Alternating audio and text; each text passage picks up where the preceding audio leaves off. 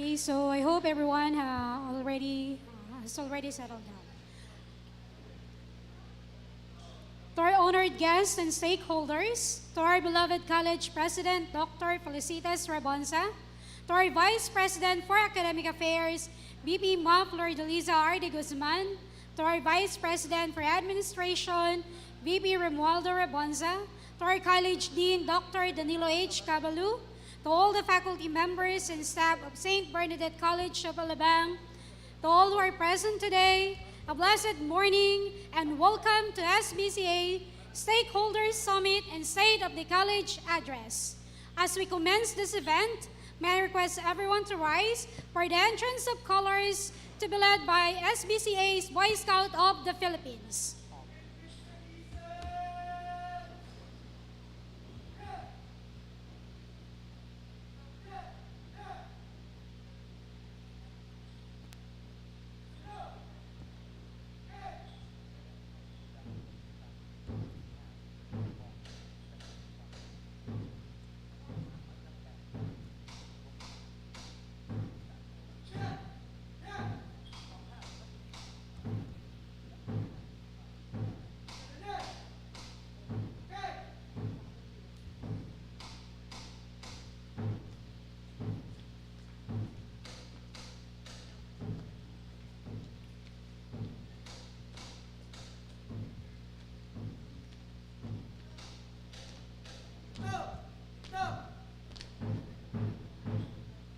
Please remain standing for the invocation through an AVP presentation to be followed by the singing of the Philippine National Anthem, the singing of Muntinlupa March to be led by SBCA's legendary Drum and Lyre Corps. And also this to be followed by the recitation of SBCA's mission and vision, core values, and core competencies.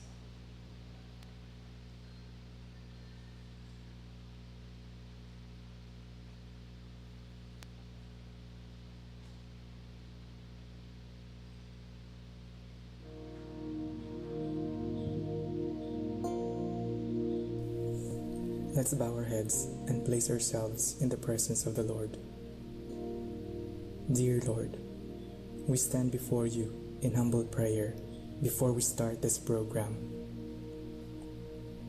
We realize that without your blessings, we would not be able to succeed with the plans we have for this activity. Bestow your grace and divine wisdom to all of us present here, so we could cooperate and enjoy camaraderie and love for the greater glory of your name. Bless also those we have left behind our homes. May you grant them peace and happiness as they go about their activities. Bless people around the globe that they may enjoy peace and the goodness of your love. We ask all these through your mighty name. Amen.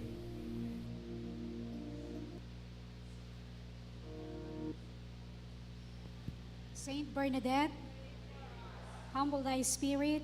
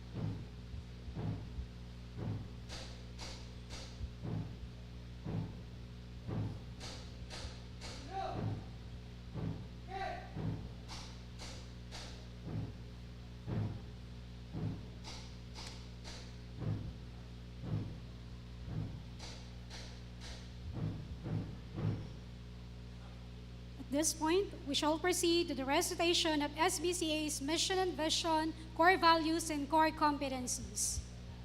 So, altogether, SBCA vision statement, St. Bernadette College of Alabang is an educational institution that transforms the society by forming globally competitive individuals inspired by the motto, Humble Thy Spirit. SBCA mission statement, altogether, we are committed to the integral formation of our students in achieving their full potential as empowered members of the society. SBCA core values, altogether, respect, responsibility, service to humanity, and love for God. SBCA core competencies, altogether, skilled communicators, values-oriented citizen, lifelong learners, servant leaders. Thank you so much. You may now be seated. Once again, good morning, everyone. I would like to acknowledge also the basic education principal of SBCA,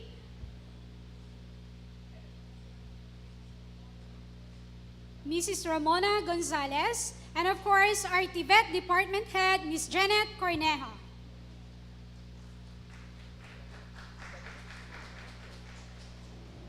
So once again, good morning and welcome to the Stakeholders Summit and State of the College of Address of SBCA with a theme, the school and the community, two hands working together in serving the humanity. I am Roberta Alcaide, your MC for today's event. According to Helen Keller, alone we can do so little. Together we can do so much. Today we will witness the truth behind this quotation from Helen Keller.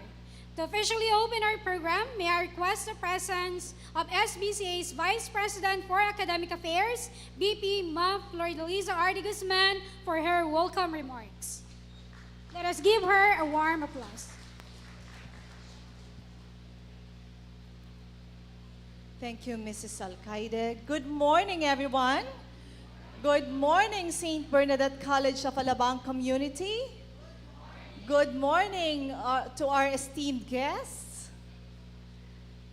Welcome to the inaugural Stakeholder Summit and the fourth State of the College Address 2023. First and foremost, I extend my heartfelt gratitude to each of you for generously sharing your time, your valuable time with us today. Maraming salamat po. This occasion holds a unique significance as it symbolizes our collective unity within the walls of St. Bernadette College of Alabang. Present among us are not only the members of the SBCA community, but also our esteemed stakeholders. They stand as our invaluable allies, actively shaping the character of our Bernadettians in the spirit of SBCA and providing wholehearted support for our initiatives. Together, we form a collective force dedicated to nurturing and fortifying the essence of being a Bernadettian. Our educational institution and the friendly faces from our community intertwine as two capable hands working in unison to serve humanity's greater good. Iyon nga po ang ating tema, the school and community, two hands working together in serving the humanity. Today marks a significant juncture for our institution as we shine a spotlight on three distinguished departmental leaders, Dean Danilo Cabalu, Principal Ms. Ramona Gonzalez, and TVET Head Mrs. Janet Cornejo. Each of them will unveil their comprehensive 5-year development strategies spanning from 2023 to 2028, aligning with the Board of Trustees' 9-point agenda. Hopefully it's on the screen, the 9-point agenda. With precision, every department has pinpointed the pivotal objectives that pledge to accomplish within this half-decade timeline. The prospect of celebrating milestones at every successive annual event like this fills us with anticipation and excitement. Later in the program, our college president, Dr. Felicitas Rabonza, will illuminate the institution's milestones and aspirations through her State of the College address. In this very hall, we extend our earnest summons to every individual present to stand along St. Bernadette College of Alabang. Our mission transcends self-interest as we commit to returning to our community the blessings, grace, skills, and intelligence bestowed upon us. These morning moments of devotion in Holy Mass uplift and underpin all our endeavors. Tinataas po natin lahat sa ating Panginoon, ang lahat ng ating plano sa buhay, sa ating karir, sa ating pamilya, at sa St. Bernadette College of Alabang. Our relentless labor and cherished dreams are woven together for the greater glory of God. Mabuhay tayong lahat, mabuhay kayo, mabuhay ang St. Bernadette College of Alabang. Thank you very much.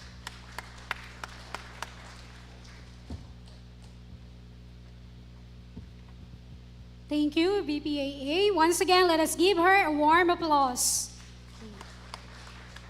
So BPA already gave us the overview of what is going to happen for today's event. So thank you so much for that.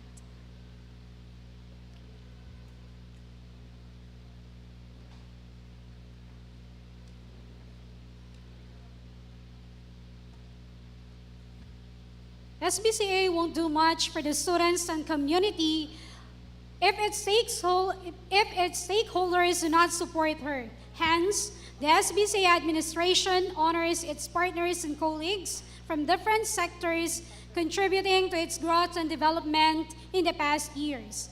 At this point, may I call in the College Dean, none other than Dr. Danilo H. Cabalu, for the acknowledgement of SBCA's industry partners and other stakeholders. Let us give him a warm applause.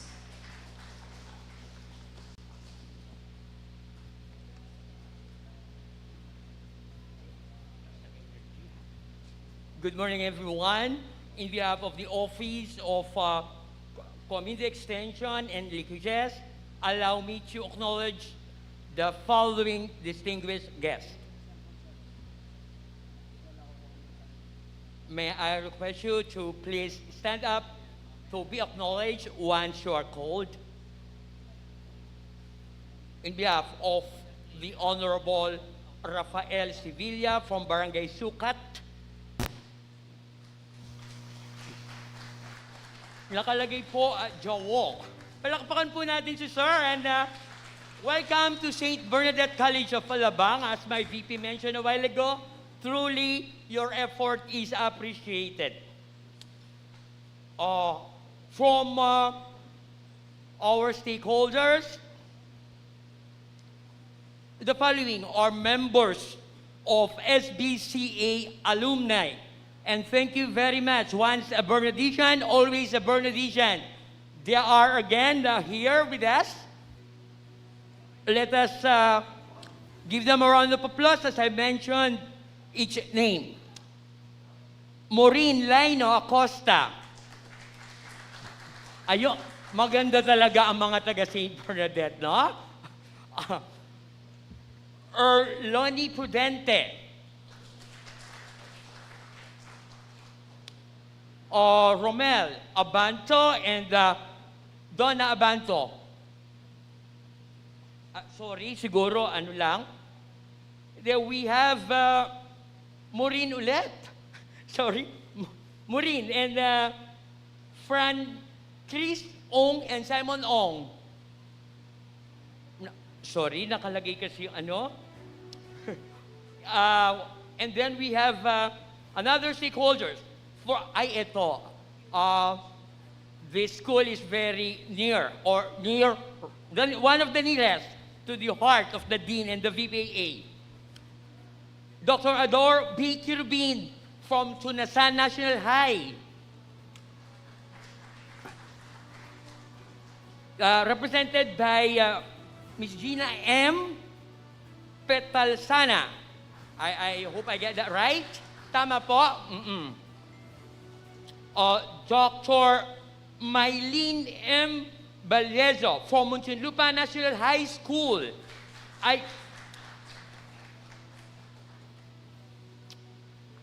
Next then we have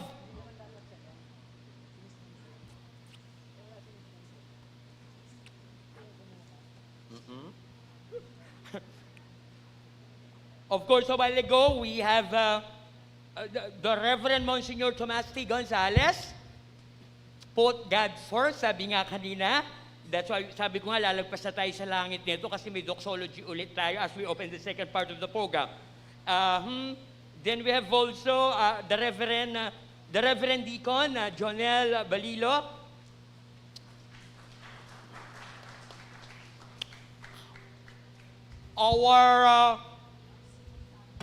Our stakeholders, pinaka-importante nating stakeholders from the Parent Council President, Academic Year 2021-2022, Mrs. Maria Lourdes Camilla. Ayan. Thank you very much po. And then the Parent Council President, Academic Year 2020-2023, Mr. Dennis Pitesio. And then we have Academic Year Parent Council President, 2023-2024. Ay, napakagaling nito. Former student ko to. At sabi ko nga sa kanya, ini-invite ko na magturo sa atin. About to finish her master's degree in IT. Mrs. Lorena de Guzman. Opo. We have also a member of the alumni, R.C. Montalvo.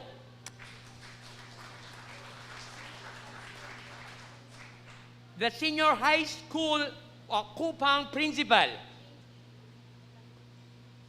Principal Jinky de la Cruz Santos. Ayun si ma'am, na-miss talaga siya kanina. Thank you po talaga. Imagine the principals are here, no? Na sobrang dami ng work day ng mga yan. Consider mag-start na ang brigada eskwela. Yet, nandito sila kasama natin. At, and they're spending time with us. Thank you very much. The PPC President of Danny Saison. Wala po.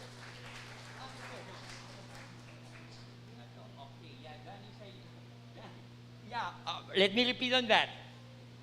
San Roque de Alabang Parish PPC President, Brother Danny Saison. I hope I get that right now.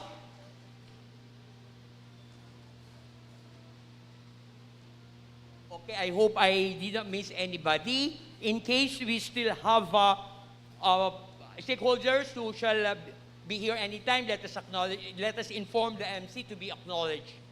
Thank you very much, our dear stakeholders and industry partners. Really, it's a wonderful, wonderful day being with you. God bless the stakeholders and industry partners of SBCA. Thank you and good morning. Okay, thank you, Dean Cabalu, for the acknowledgement of our stakeholders. So today's event is also an opportunity for all of us to witness the progress and achievements of St. Bernadette as we proceed to the departmental 5-year development plan. Those departments include the basic education, TVET, and college. To start with, may I call in the basic education principal, Ms. Ma Ramona Casay Gonzalez, for basic education's 5-year development plan.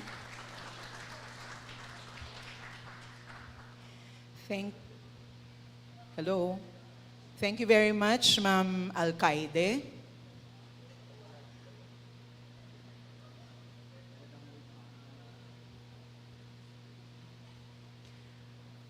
Welcome to St. Bernadette College of Alabang, ladies and gentlemen. To our esteemed college president, Dr. Felicitas C. Rabonza. Our distinguished guests from the different offices of the city government of Muntinlupa, And of course, our external stakeholders from the DepEd SDO Muntinlupa, as represented by the very committed and very able principals of Muntinlupa National High School, Tunasan National High School, and Kupang National High School. Welcome po, ma'am. And thank you for gracing our stakeholder summit this morning. To the other members of the Board of Trustees, our VP for Finance, Mr. Antonio Rabonza, our VP for Academic Affairs, Mrs. Maria Flordelisa Rabonza de Guzman, our VP for Administration, Mr. Romualdo Rabonza, our Assistant VP for Finance, Ms. Maria Rosario Rabonza, our Campus Management Head, Engineer Luis de Guzman, our College Dean, Dr. Danilo Cabalu, our TVET Head, Ms. Jeanette Cornejo, our College Nurse, Ms. Marites Rabonza, dear stakeholders from the clergy, the past and present presidents of the SBCA Parent Council, to our beloved members of the faculty, both from the college and the Basic Education Department, to our administrative staff, dear parents, and of course, our dearest alumni joining us today, friends and guests, magandang umaga po sa inyong lahat.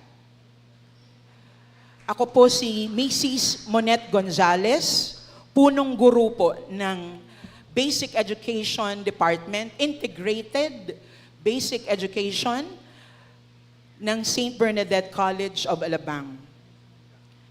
Today, I was given this privilege to share with you the highlights of the key results stream that we were able to present, not only to our Board of Trustees, but also to some members already of our stakeholders. This was, of course, personally presented by me last August 7 before our Basic Education Executive Team. Allow me to begin this short fraction of time that I will be giving you. Allow me to share something that I've read just recently from a book published in 2018 by Joyce Epstein, entitled School, Family, and Community Partnerships. In the book, Epstein quoted po a very meaningful line from an American educator by the name of Margaret J. Wheatley. And I quote, "There is no power for change greater than a community discovering what it cares about." I would like to use this, of course, as my springboard on how I would wish to highlight the 5 key results area that I somehow managed to put into limelight. There are actually other key results area that I wish to present today, but due to time considerations, I will have to zero in to the 5 most important to the heart of our humble department. The Basic Education Department, which I'm sure you all know, and some of our stakeholders here, is actually the building blocks and fiber of Filipino education. The first key result area that I would like to share with you is on curriculum instruction. The Basic Education Department wished to ensure, as in any private or public schools, as mandated by the Department of Education, is to ensure overall achievement through learning outcomes and of these vis-a-vis with the learning goals and targets. How shall we do this? In the KRA of the Basic Education Department, we have come up with some points of action from 2023 to 2008. And as you can see, we believe that we will be able to target at least 100% of test takers of our achievement tests, our standardized tests, showing full glory of our meeting all learning competencies and targets. Do note, however, ma'am, sir, that over the years, St. Bernadette College of Alabang Basic Education Department is proud to have relived our records showing that we have, of course, gone through good performances in our aptitude and achievement tests. We'd like to further this, of course, now that we are considering our curriculum undertakings after our 3-year health emergency measures. Di po ba? There's learning loss, as what we heard from the DepEd, and we have to address it right this instance. And of course, this becomes part of our 5-year development plan. We would also wish to conduct a systematic instructional supervision to achieve these learning outcomes. As I've said earlier po, this would be vis-a-vis to what we want in the achievement of our students and making sure that there is an improved quality of teaching through better pedagogical skills of teachers, which in turn enhance students' academic achievement. Our second key result area is to increase number of enrollment. As part of an educational institution in the foreground of the private sector, we believe that it's a challenge right now to forego our mission to increase our number of enrollment. In the basic education department, we believe that there is a need to facilitate an intensive all-media marketing strategies via available platforms. This way, we would also be able to initiate measures on how to come up with a more revitalized, if you wish to call it more aggressive, a revitalized measure of putting up and conducting our marketing strategies. With this, we would also aspire on the 3rd and the 4th year of this plan that there is a regular evaluation and enhancement of these marketing strategies. Also, in our senior high school department, we saw, of course, the recurring need to facilitate, of course, our growing interest in STEM. As of the moment, our department is not offering STEM, but it is part, definitely, of our long-term and even our midpoint term plans for the school. And as part of our key area, results area rather, STEM, of course, is going to be one of our mission in the next 5 years. We expect that there will be a lot of reviews of the application and the requirements and all our additional requirements for an additional STEM strand of the academic track of the senior high school. Framing of the plans will be included, definitely. And if God would grant us this wish, and this dream rather, STEM being offered will somehow guarantee us an additional 150 enrollees in the basic education department, making the foreseen size of enrollees of senior high school to 300 in senior high school alone. Our third key result area is upgrading of faculty profile. We wish, of course, to promote enhanced research skills among our faculty members.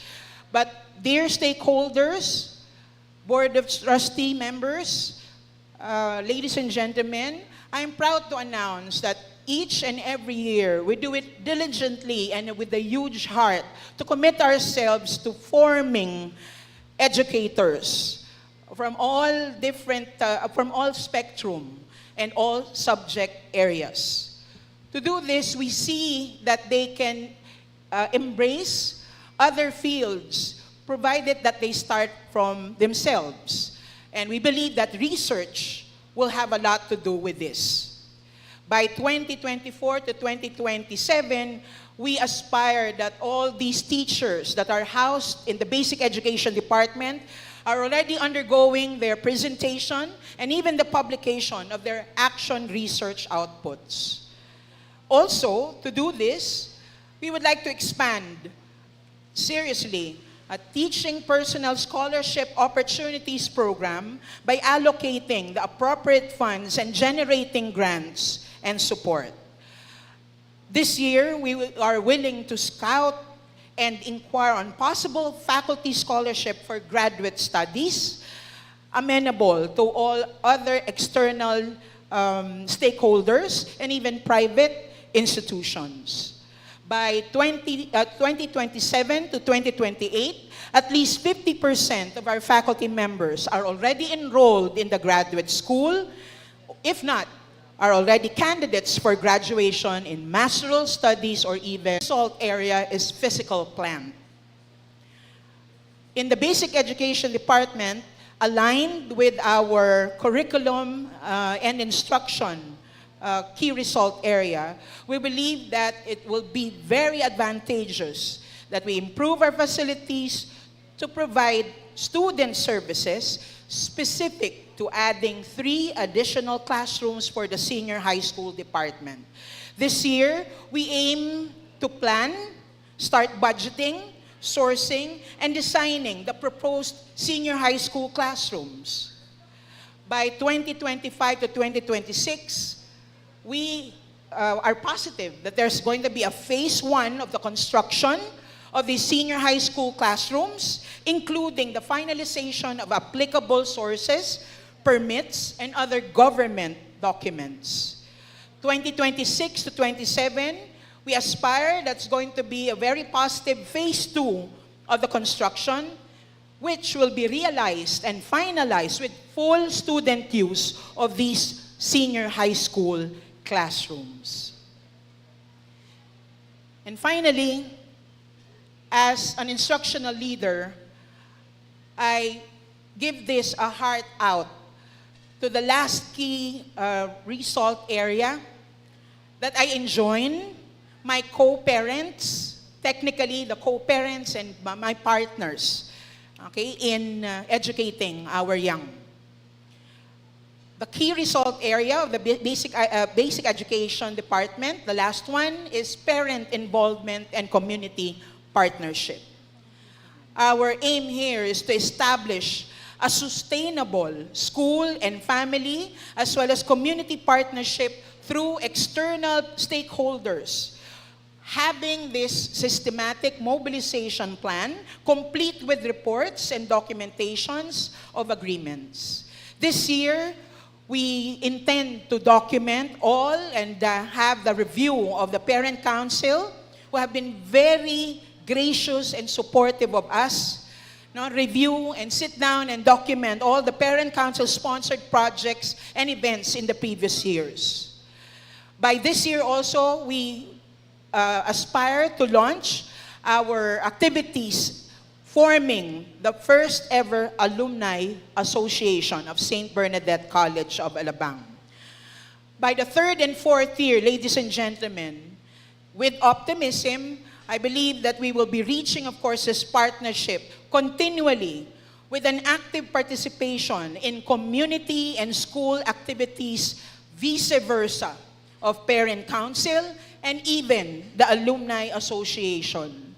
I personally believe, ladies and gentlemen, that our children, the young, are again the trendsetters of the future that will become, of course, the paragon of the same thrust of continuing academic excellence as what we are here for. Thus, if we continue this involvement, dear alumni, a lot of them are with us today. Thank you. Despite your busy schedules, and our parents, maraming salamat po as always. By the end of this 5-year academic plan po, 5-year development plan, we already have a foresight of an active documentation of a yearly Parent Council resolution projects, plans, and accomplishments that will even be channeled through the different departments of the school, as well as my dream of all these years. At the end of this 5-year development plan, we foresee already an established, Securities and Exchange Commission permitted Alumni Association of St. Bernadette College of Alabang, with its conferment of projects, plans, especially planning for the SBCA, first ever SBCA Grand Alumni Homecoming. Allow me po to end my sharing today, ladies and gentlemen, with a very powerful message of a political and educational activist, Helen Keller. Would you like to join me in reading this? Teach? Ma'am, sir? Alone, we can do so little. Together, we can do so much. Mabuhay po tayong lahat. God bless us all.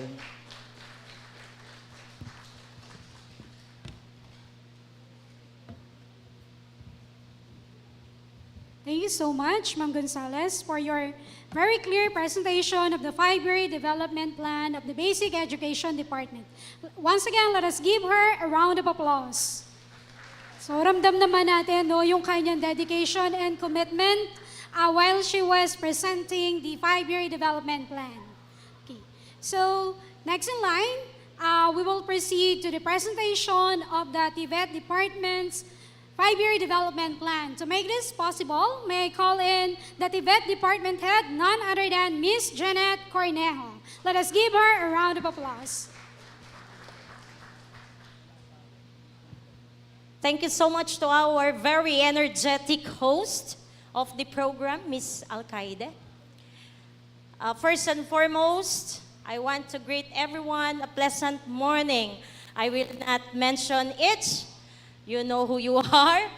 Our very important visitors from the different industry, from the government or public high schools, our partner in delivering the JDVP or the Joint Delivery Voucher Program.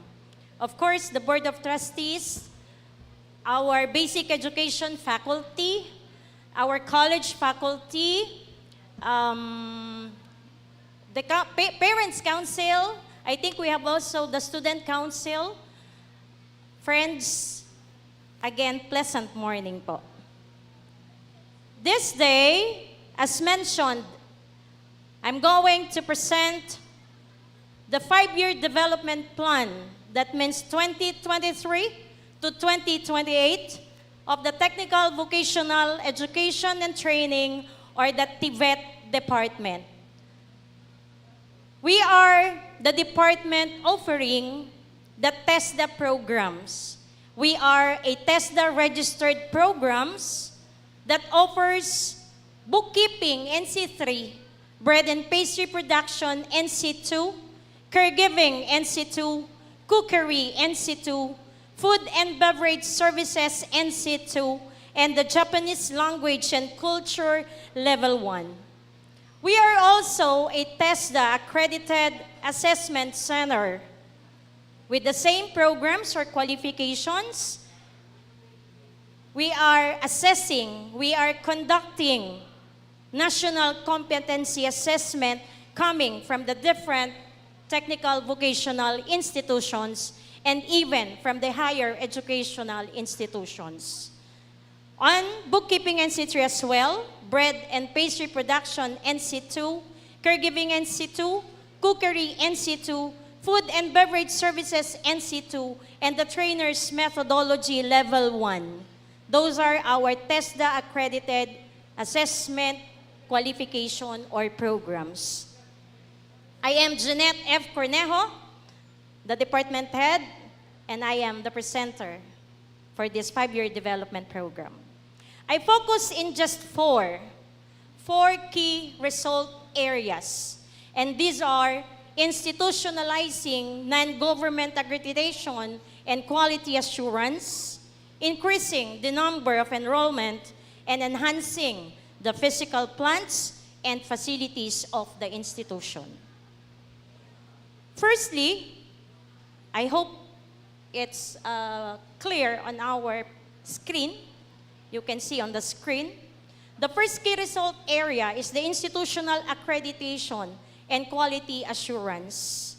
The objective of which is we have to achieve the system's TVET accreditation and recognition, or the STAR.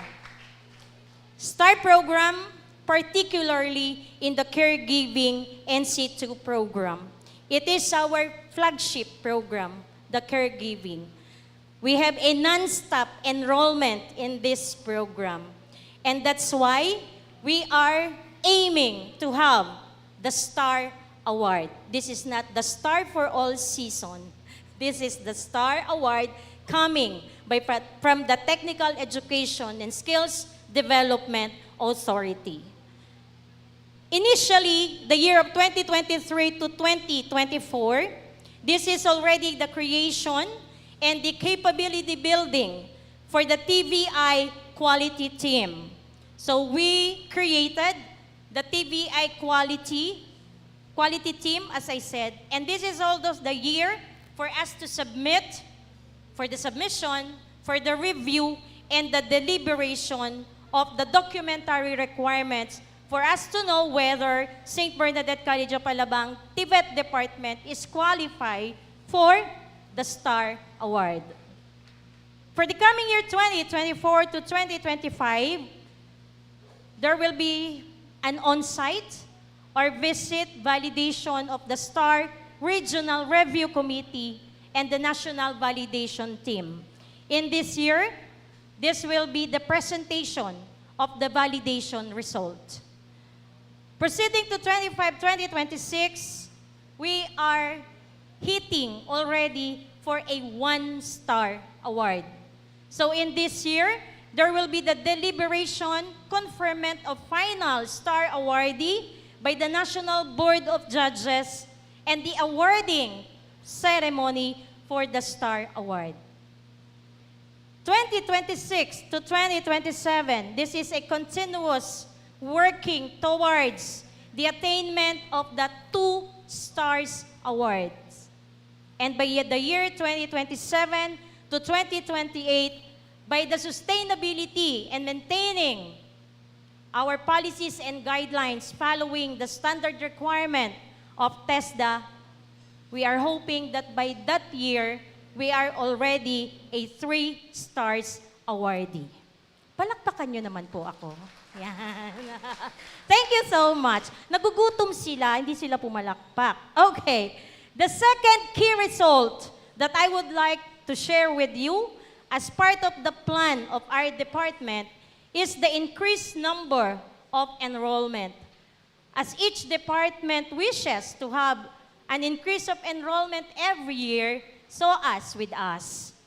Our objective, why we are focusing in this matter, as we intend to increase the number of our enrollment, we have to have an additional training programs or qualifications under the ICT, tourism, and human care sector. We have to produce trainers from our graduates or from the faculty members who have the potential to be trainer of TVET department. And we are also targeting to increase our number of enrollment is to sustain our partnership with the public high schools, Muntinlupa National High School, Kupang National High School, and Tunasan National High School, as we started our partnership with them way back or 3 years ago. And still, we are continuing our partnership. And another means to increase the number of our enrollment is to target group and other government agencies or foundations for sponsorship and scholarship.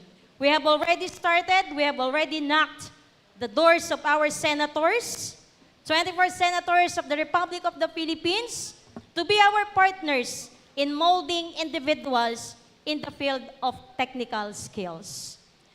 As of today, 2023, and up to 2024, we have already 6 training programs existing.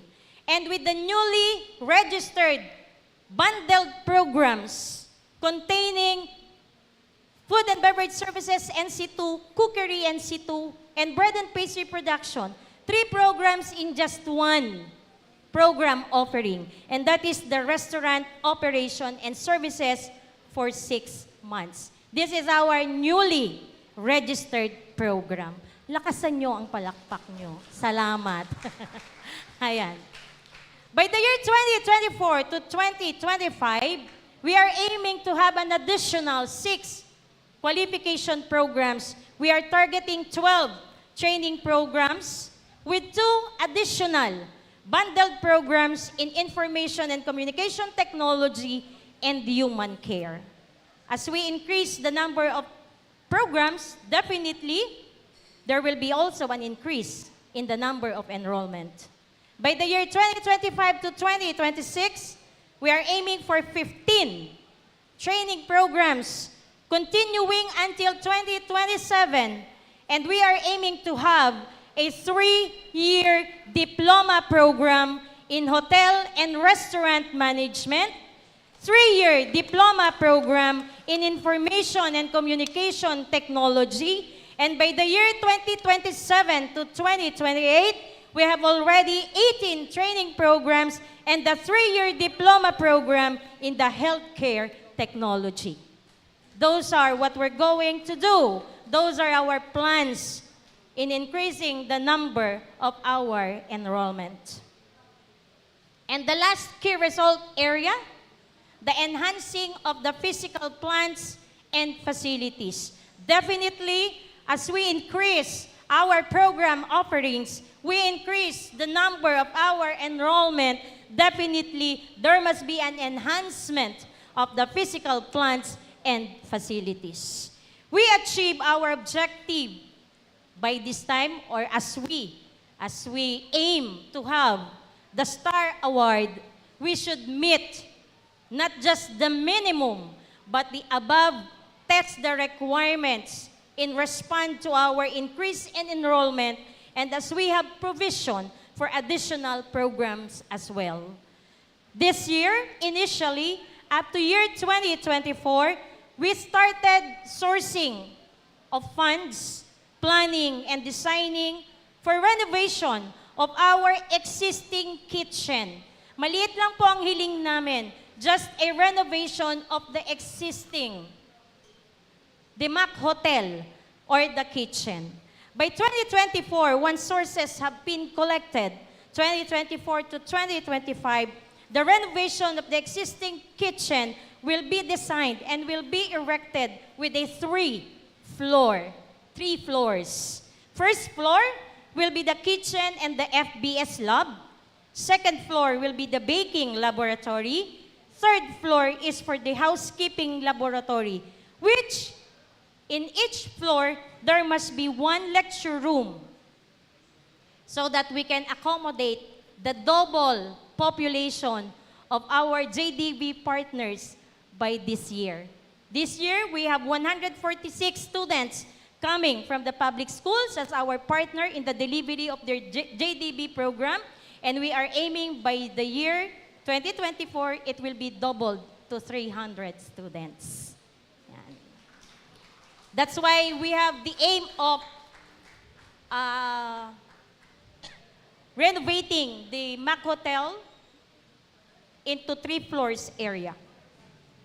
And from 2025 to 2026 up to the 2028, it is only with the maintenance and enhancement of each laboratories being constructed. And of course, an additional computer laboratory to serve our ICT sector programs. Those are our goals. It's not just dreams, but these are goals. These goals, once achieved, is a clear manifestation that we are serving our community, our students, with the quality TVET. Thank you very much for your time. Thank you for listening. I hope that you will be our partner in making this goal into reality. Have a pleasant day once again.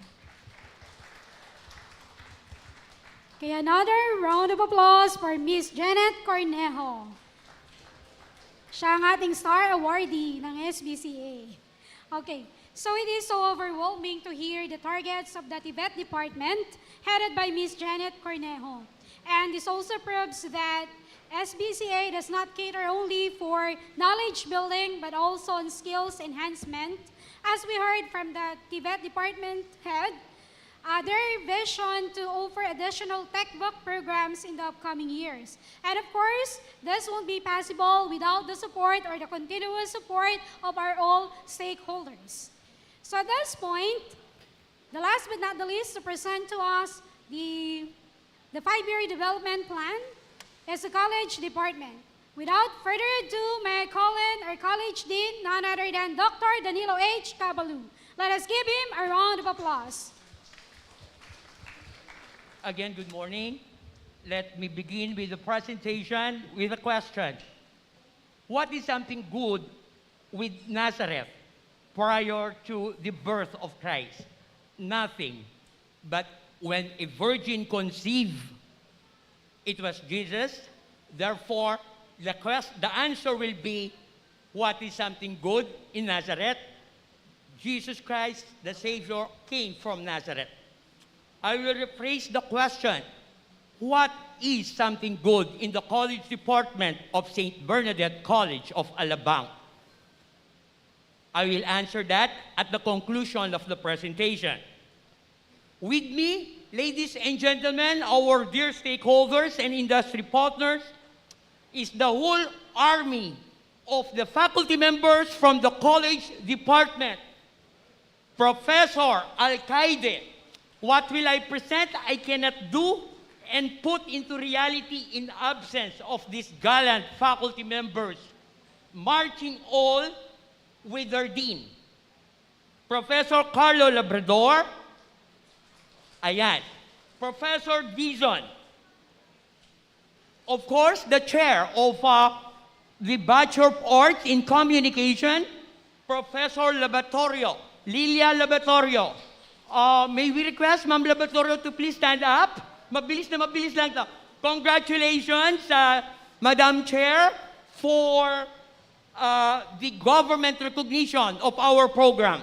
It was you who is very instrumental in making a dream into reality. We have also, of course, new faculty member. She will help us in making not only arts but science-based department, Professor Labe. Welcome, ma'am. We have also Professor Francis Carlos. Yan, Sir Francis. Professor Gabuyo. Professor Lorenzo, the clinical chair of the Bachelor of Science in Midwifery, Professor Palma. Nandito si ma'am? Ayun, nasa likod. Our newly hired faculty member, he will help us to strengthen the spiritual lives of the college department at the same time while teaching. The Reverend Deacon Jonel Balilo. Ayun, nandoon siya sa likod. No? He was ordained into deaconship last July 12. July 12. Let us wait for 6 more years, months lang, and pray na ma-ordain na siya. Mabilis lang ulit. Professor Pilayo, nandito. Ayan, si ma'am. And then, of course, Ma'am Jen will help us also, Professor Cornejo. Dr. Lirio. Dr. Lirio is our sponsor ng ating mga lansones. Salamat, salamat. Okay, thank you very much, Dr. Lirio, all the way from Nagcarlang, Laguna. Let me proceed with my presentation. Christian, please. Ayan, para may guide siya. Okay, let me transfer. Ang importante po, itong screen. Okay.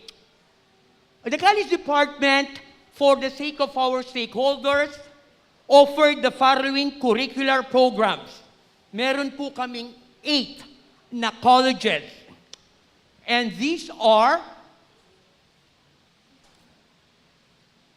ito po sa screen. So ito po ang mga courses natin or programs sa St. Bernadette College of Alabang. And then, by next year, we are ready to offer Bachelor of Science in Accounting Technology Information System. This year po, the college will offer new majors in the College of Education under secondary education, and these are values education, and the other one is Filipino. So, we have now a total of 4 majors. And then under business administration, we have a new majors ready to be offered, human resources. Thank you. This is, this will be the outline of presentation na mabilis ko lang pong ipipresent. Alam ko, oras na. The first one is upgrading of faculty profile.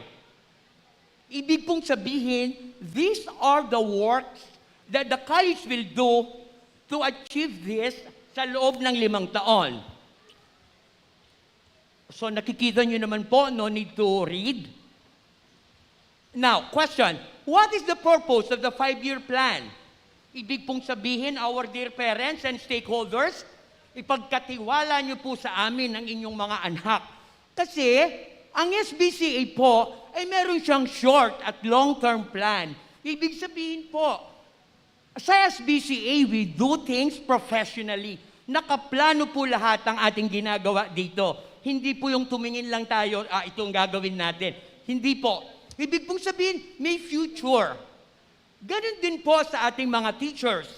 Stay with us. Because we have a clear plans for you.